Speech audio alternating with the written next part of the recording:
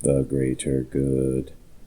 Hey everybody, Greater Good Mining here. I am excited because I got my Elphapex DG Home 1 and I already did a full setup video. If you're looking for a full setup video, then check this video out. I go into full setup. I do all kinds of testing with like a decibel meter. I check the watts at the wall. I check the thermals on it with the thermal imaging camera. I go over mining pools. So this is a very detailed video and you should be able to set it up no problem. I give all kinds of advice in this video. But if you're just looking for a quick Wi-Fi setup video, then this is it.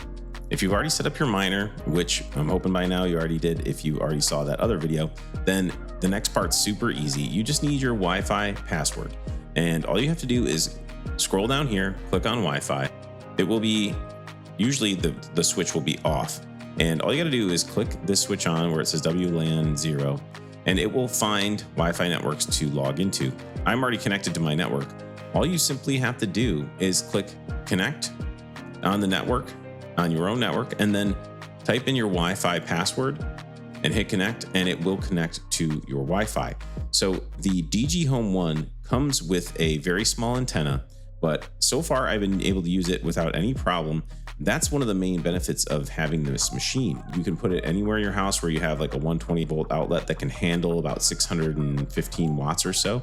And I like that because you might want to put this in a bedroom or office or in the basement. And as long as you have Wi-Fi connection, you can put this thing anywhere where the power outlet can handle 600 watts or so.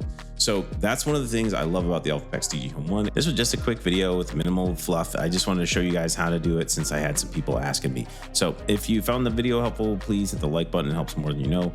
Consider subscribing to my channel. I've got tons of crypto content. And last but not least, don't forget to keep it decentralized for the greater good.